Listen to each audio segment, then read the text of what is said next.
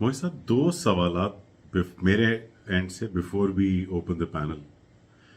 पहला सवाल तो ये कि जो स्टेज टू हमने अभी डिस्कस की, जो मेरे ख्याल में जो हमारी एग्जांपल्स थी उसमें जो रऊफ है, जिसको ये लालच है कि मुझे इनाम नहीं मिलेगा, वो स्टेज टू है।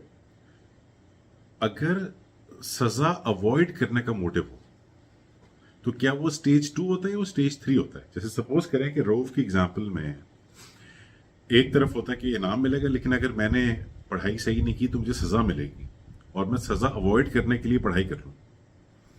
तो ये मुझे लगता है स्टेज थ्री तो नहीं है, कि जहाँ पे नीड ये नहीं है कि मुझे किसी एफिलिएशन या मेरे ग्रुप से नाराजगी हो जाएगी या गैप आ जाएगा, वो बहरहाल इनाम ना मिलने की अदर साइड है। तो क्या सही है असम्पशन मेरी? Right right. देखिए, इसमें जो है ना, इसको थोड़ा डीपली जाना पड़ेगा। जब हम किसी के बारे में ये करते हैं तो इसका एक बड़ा डिटेल्ड इंटरव्यू होता है जी, जिसको कहते हैं subject object interview. These are some technical details, मैं माजरत चाहता हूँ। लेकिन ये कि जिस वक्त हम करते हैं तो फिर हम ये भी जानना चाहेंगे कि वो जो पढ़ाई करना है या सज़ा या पनिशमेंट की को अवॉइड करना है, वो पनिशमेंट को अवॉइड क्यों करना चाह रहा है? इज़ इट बिकॉज उसका फ़ैसला है कि उसने बेहतर जगह पे खड़े होना है, या वो पनिशमेंट ही मसला है उसके लिए? अगर पनिशमेंट ही मसला है तो फिर इट इज़ स्टेज टू। ठीक है जी, यानी ये बात कि मुझे पनिशमेंट मिलेगी, मुझे टीवी नहीं देखने दिया जाएगा, मेरे साथ ये मामला होगा, तो ये स्टेज टू है। यानी हमें उसके मोटिव्स को थोड़ा डीपली स्टडी करना है कि वो मोटिव असल में क्या है। मिसाल के तौर पर आपको बज़ाहिर एक आदमी लग रहा है कि वो कहता है कि मुझे शौक़ है अच्छे नंबर लेने का, तो आप उससे जब ये पूछते हैं कि अच्छे नंबर क्यों लेने हैं, तो वो ये कहते हैं कि इसके नतीजे में मुझे एक इज़्ज़त मिलेगी। वो जो इज़्ज़त मिलना है वो असल में उसका सोशलाइज्ड टारगेट है, ना कि उसका एक इंडिविजुअल लेवल पे टारगेट है जी। तो ये this is something which we need to, इसके लेयर्स होते हैं, वो लेयर्स तक पहुंचना है कि क्या चीज़ है, क्या वजह हो रही है इस वक्त। और फिर ये एक एस्पेक्ट है, इसके अंदर बहुत सारे दूसरे एस्पेक्ट, वो ज़िंदगी को कंस्ट्रक्ट कैसे कर रहे हैं। ये जो चारों स्टेजेस मैंने आपसे बयान किए हैं, इनकी कंस्ट्रक्शंस बिल्कुल डिफरेंट हैं। मिसाल के तौर पर जो फर्स्ट स्टेज है उसके अंदर परसेप्शन ही रियलिटी है।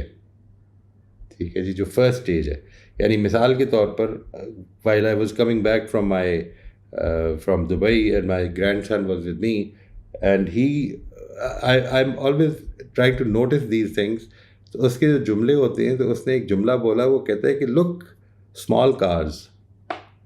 जब जहाज़ लैंड कर रहा था तो उसको जब गाड़ियाँ छोटी नज़र आ रही थी, तो उसने ये नहीं कहा कि look the cars are looking small.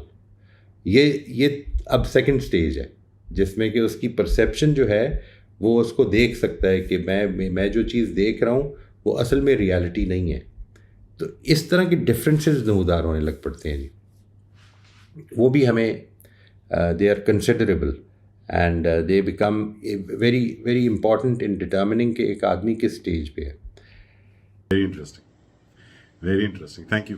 दूसरा सवाल मेरा ये था कि जिसको हम सेल्फ ऑथरिंग स्टेज कह रहे हैं, ये पर्सनल आइडियल्स की स्टेज कह रहे हैं, आपने ये कहा कि ये प्रिंसिपल सेंट्रिक अप्रोच नहीं है अभी, ये स्टेज पर्सनल आइडियल की स्टेज है।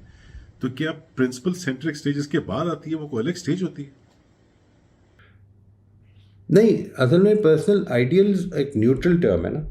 यानी मिसाल के तौर पर आप जब प्रिंसिपल सेंटर्ड कहेंगे कि ये प्रिंसिपल सेंटर्ड अप्रोच की स्टेज अब ये आ गई है, तो इसका मतलब है कि फिर ये आप कहेंगे कि दुनिया में हर शख्स जब इस स्टेज पे पहुंच जाते हैं तो सारे ही प्रिंसिपल सेंटर्ड हो जाते हैं। वो प्रिंसिपल सेंटर्ड होना इसी स्टेज पे नमूदार होता है। यानी पर्सनल आइडियल्स, जब वो अपने पर्सनल आइडियल्स प्रिंसिपल्स को बनाते हैं तो प्रिंसिपल सेंटर्ड हो जाता है। असल में यूँ है, यानी वो हो सकता है कोई और चीज़ बना ले अपना आइडियल। मिसाल के तौर पर उसने अपनी कोई स्ट्रैटेजी बनाई हुई है कि मुझे अच्छी ज़िंदगी क्या होती है, वो कोई भी हो सकती है, किस तरह से गुजारनी चाहिए ज़िंदगी, लोगों के साथ मामला किस तरह करना चाहिए। आप उससे पूछते हैं तुम्हें किसने बताया, तो कहते हैं मेरा तजर्बा है, ज़िंदगी ने मुझे ये सिखाया है। तो वो सेल्फ ऑथरिंग स्टेज है, बट वो प्रिंसिपल सेंटर्ड होना लाजिम नहीं है। तो यूँ नहीं मैं कह रहा कि principle centred approach, principle centred life के लिए कोई अगली स्टेज होती है। मैं जो अर्ज़ कर रहा हूँ वो ये है कि इसी स्टेज पर एक आदमी अगर ज़िंदगी को ایک پہلو سے یا دوسرے پہلو سے خود فیصلہ کر کے اڈاپٹ کر لیتا ہے، تو یہ اس کی وہ سیلف آتھرنگ سٹیج ہے. ٹھیک، تھینک یو، بہت بہت شکریہ.